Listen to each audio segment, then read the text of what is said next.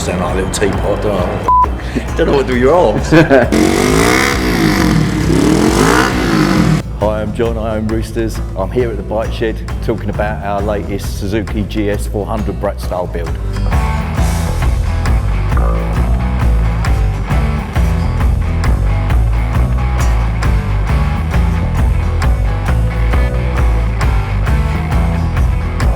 So this build came about with a client of ours that had previously contacted us looking for, like most people do, a completed cafe race they could buy and ride out the workshop on, that we didn't have it finished at that time.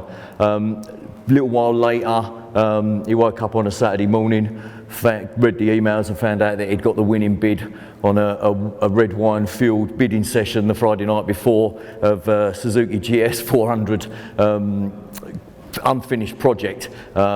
Got it at a great price. The previous guy had done quite a lot of work on it, vapor blasted a lot, had a lot of the parts there, just hadn't put it all together and got it to a working, finishing bike. My guy assumed that he would be easy, be able to do that, and luckily for Roosters, couldn't, and brought it to me to get it to what you see now. The evolution of the build obviously ended up as a brat style, but we didn't start off with that. It was one of those things that developed through the build. The guy previously had a Harley Davidson, so he wasn't really going to be into clip-ons and cafe racer style, and I quite liked the sort of idea of the shorter sort of Sportster Harley bars on accentuating the bigger tank, the Suzuki tank. So to go for a brat style sort of bench seat, match that sort of front end, rear end minimalist look, and accentuated the lovely tank that the bike originally had. So that's how we ended up really going for this style. I hadn't previously done a brat style. I'd done lots of scramblers, lots of cafe racers, and that style of thing, but it was really good for me to be able to have a bit of time experimenting and building a really minimalist sort of open framed brat style bike that you've got in front of you now. The development of and the costs of building this bike unfortunately got to the point where it was a little bit out of the hands of the budget for the guy that commissioned it. Personal circumstances dictated that he couldn't complete on the deal, and we then sort of was able to step in and throw more of our own budget on it to get it to the point where we could develop a more of a daily rider rather than a bespoke bike built purely for him that we could, you know, more people could enjoy and buy, and that's what we've got here. So that's the overview of the bike. Let's go and do the walk round. Okay, so starting at the front, we've got the original mag wheels on these, just been powder coated. Got the single front disc with the original calipers, been vapor blasted, powder coated, and all new internals. Gone for the Mitas high profile retro tyre on this. Had to match the rear, which is an Avon, as near as we could, but without being too thick that it was unrideable, and make the bike sit well at the front. New fork internals, powder coated and polished stanchions. Then we go up to the Bates headlight, powder coated yokes, original yokes, tiny little LED indicators. We used the original forks and front end assembly purely because we wanted to keep it narrow and keep it slim to accentuate the size of the tank. It's only a 400, so we can't make the engine too much more powerful, but if we keep the weight down rather than putting upside downies and twin front disc assembly, which is going to add more weight, but it's not going to make it any faster, it's actually going to make it any slower. And the style and the look of this bike needed to be sort of with a nod to the past rather than modern engineering. We went for Daytona, Valencia, dark speedo integrated, rev counter, just made up our own little mounting bracket to keep it close to the yoke rather than sort of sitting out here out the way. I like this one purely because it sort of almost disappears when it's off, and then when it lights up with its lovely white or blue light, it sort of shines in the dark, which is nice. The small little bars, again, we liked the concept contrast between the width of the bars and the width of the forks and the lovely original tank. In-bar wiring on this using purpose-built moto, switch gear and auxiliary box for the indicators and high beam, low beam, horn and high beam on here, and then we've got built well throttle, mirrors and grips. Purely, you know, I know they're expensive, but they went well with this particular build, and I think it's really important. It's like sitting, you know, when you're sitting in traffic and you look down at your dash, you know, the bar collection here, everything on it is a nice place to be. It's a nice view for sitting on it, as well as the silhouette from a distance. We come back, the paint job on the tank, I think the colour is Californian gold on this, and I love the shape, the size of the tank. It's not a massive tank, but it looks really big because of keeping everything else small and narrow, and it feels nice, you know, when you're sitting on the bike. The engine is pretty much a brand new engine. It's probably only done about 100 miles altogether. All new internals, new honed pistons, rings, valves, valve guides. The starter motor is in there, although it's a kick only.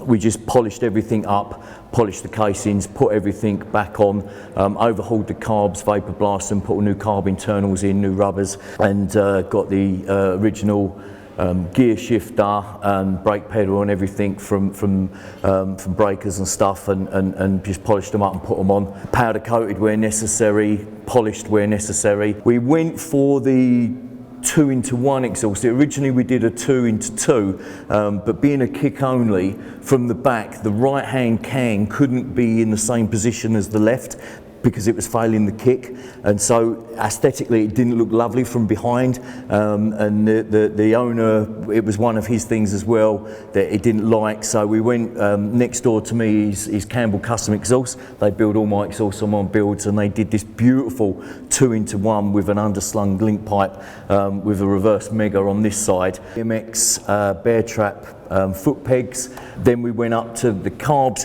Now the reason we built these velocity stacks, because we're not running mud guards, and you've got the original pod filters that don't run well with these carbs anyway. Open bell mounts look lovely, but when you're not running a mud guard and you go for a puddle or you're on a DGR and it starts pissing down, then you've got seconds until you're breaking down and you're sitting under a bridge somewhere waiting for the shower to pass. So what we did was something that we used to do back in the old days on race bikes, is build a velocity stack with an air chamber, and that distance there gives the carb a volume of still cold air to draw on each time the vacuum goes through, so that it's not hunting and starving for air, so you don't get so many flat spots. What a lot of people don't realise is in this area here on a bike, when you're going along, it actually causes a vacuum, and so the carbs are sort of it's like having a sock shoved over your mouth and going for a run and think you're going to run as fast as Usain Bolt. You know, putting a pod filter facing backwards on a motorbike and then going along at 30-40 mile an hour, by the time you do 50, the vacuum here is so big it's struggling to draw in air. So by building these velocity stacks that are, this distance here is intentional. One, it draws air in from the side as it's passing through, so it's not trying to draw in air. Two, it eliminates the problem of wet, dirty air flicking up off the wheel and going straight into them. And three, the CV carbs can actually draw in a column of still air that's already trapped inside the chamber, so it helps with jetting and setup. And a good tip for anyone who's in the same problem, who's having issues trying to set up velocity CV carbs, it's a good alternative to try. So obviously we thought it was important to get the traditional open triangle on underneath the seat, which is a symbol of the Brat style. So no air box, you know, minimal clutter here and electronics. So the frame was obviously chopped just behind the tank and down by the swinging arm mounts. The triangle going into this rear loop. We kept the twin shocks braced up underneath to support what was chopped out to be able to do it. New shocks on it, new chain and sprockets, the original rear wheel powder coated to match the front. We went for an Avon rear with this high profile. This is another good choice that a lot of people overlook, where you're getting involved with the sort of the Firestone high profile classic style tyres. Avon is another good alternative for people to try. Avon were really successful racing races in the 60s and 70s, race tyre development, and they produced a similar style tyre, which is a bit more stickier, and it's got a better side wall profile, so you don't get that sharp drop off edge like you do on the Firestones or the copies of the Firestones. So that's another one for people to look out for. We did obviously new drum brake internals, and then the lovely little brat style seat with the lithium battery that's just tucked up in a little black box underneath here, which runs the electronic ignition and the indicators and lights. And then we did an integrated tail light with the indicators and brake light on that, and the little lovely retro plate, aluminium plate, which sits on the back, just to bring it all together and complete the look. So that's the walk round. Why don't we take it outside and get it started up and see what it sounds like. Okay, so let's start it up.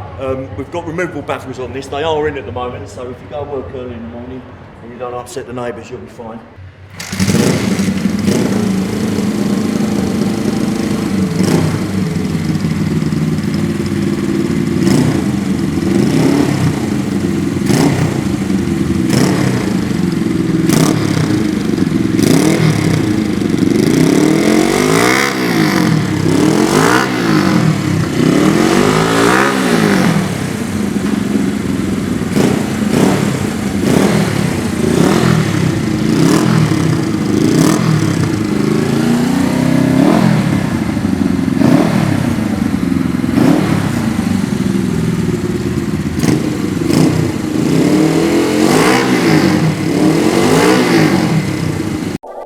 Okay, I hope you enjoyed the bike. Don't forget to like and subscribe to the Bike Shed channel, YouTube channel. There's lots of exciting videos, and get the latest one that's coming out.